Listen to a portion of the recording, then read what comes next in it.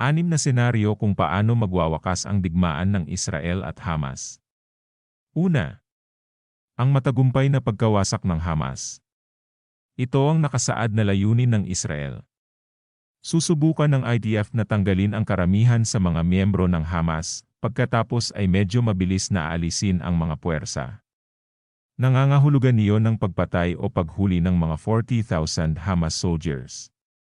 Mangangailangan din ito ng pagkasira ng infrastruktura ng militar ng Hamas. Ngunit ang pamunuan ng Hamas ay nakabase sa Qatar, hindi sa Gaza. Binalaan ng Israel ang mga Palestinian na tumakas sa timog ng Wadi, Gaza. Iminumungkahi nito na sinusubukan ng IDF na hatiin ang Strip. Karamihan sa mga labanan ay magaganap sa kalahati ng hilaga. Kung magtagumpay ang Israel, kakailanganin ng Gaza ang bagong pamumuno. Mahigpit itong kontrolin ng mga Israeli.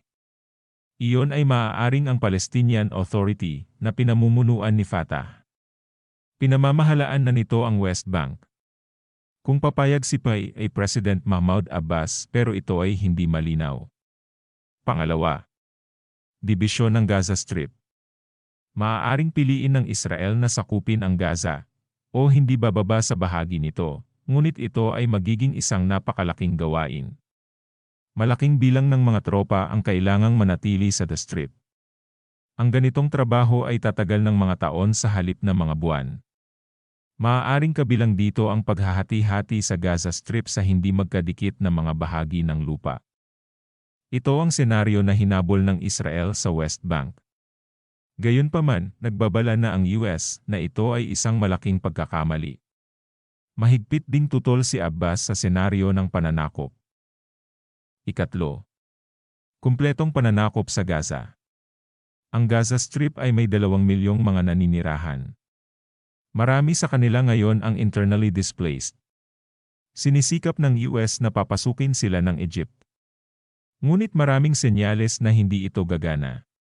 Karamihan sa mga Palestinian ay malamang na tumanggi na umalis sa Gaza. Naniniwala sila na hindi sila hahayaan ng Israel na bumalik pagkatapos. Mas gusto ng Israeli ng Hard Right Party sa ganitong senaryo. Nananawagan sila para sa muling pagtatatag ng mga pamayanan ng Israel sa Gaza. Ang mga ito ay kailangang protektahan ng mga tropang Israel Defense Force. Ang kilusang settler ay napaka-impluwensya sa Israel. Ika-4, kabiguan ng Israel. Ang anumang labanan sa Hamas ay magiging mahaba, mahirap at magastos. Ang Hamas ay mayroong 40,000 mahusay na armado at sinanay na mga mandirigma. Mayroon silang kalamangan sa pagtatanggol sa pamilyar na teritoryo. Ang kakayahan ng Israeli intelligence at mga pinuno ng militar ay isa pang issue. Ang border sa Gaza ay dapat na ang pinakaprotektado sa mundo, ngunit nakaya ng Hamas na wasakin ito gamit ang mga low-tech na tools. Sapat ba ang kakayahan ng militar ng Israel upang labanan ang isang digmaan sa lungsod? Bukod dito, maaari ba silang makipaglaban sa ilalim ng lupa nang walang suporta sa hangin?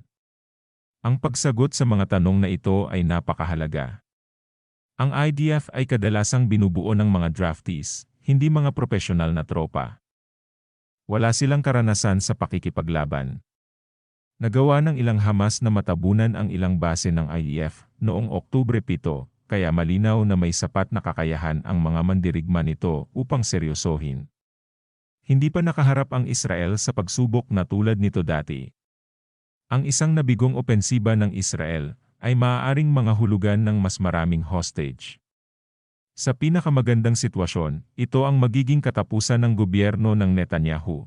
Ngunit sa pinakamasamang kaso ang Israel ay matatalo ng Hamas. Magpapadala ito ng mensahe sa lahat ng grupo ng terorista sa rehiyon. Ika-5, digmaan sa gitnang silangan. Sinabi ng Iran at Hezbollah na sumali sila sa digmaan kung sasalakayin ng Israel ang Gaza.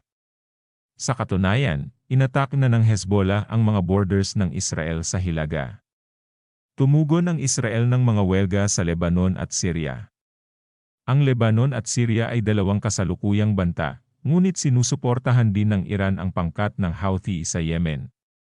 Ang mga Houthi ay may medium-range missiles na maaaring umabot sa Israel. Mayroon ding mga militanteng grupo na kumikilos sa Iraq.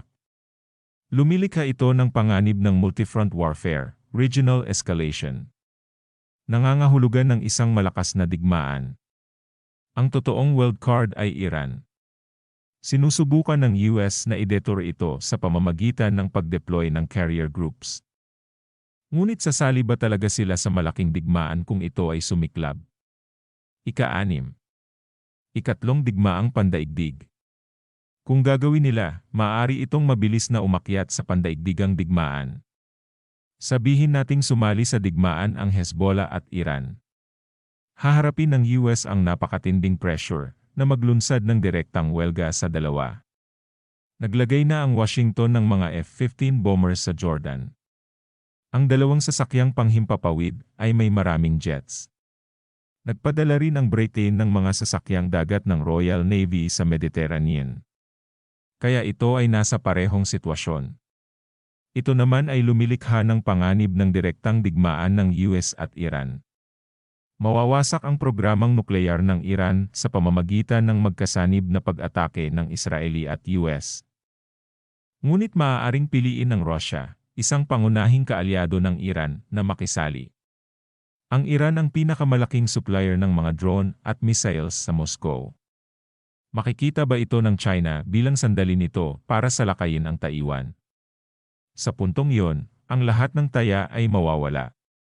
Kapatid, ano ang opinyon mo sa natalakay natin? Isulat ito sa comment section para maipaabot mo ang iyong saloobin. Samahan mo ng panalangin sa Diyos na sana ay matigil ang lahat ng kaguluhan sa mundo. God bless you, kapatid.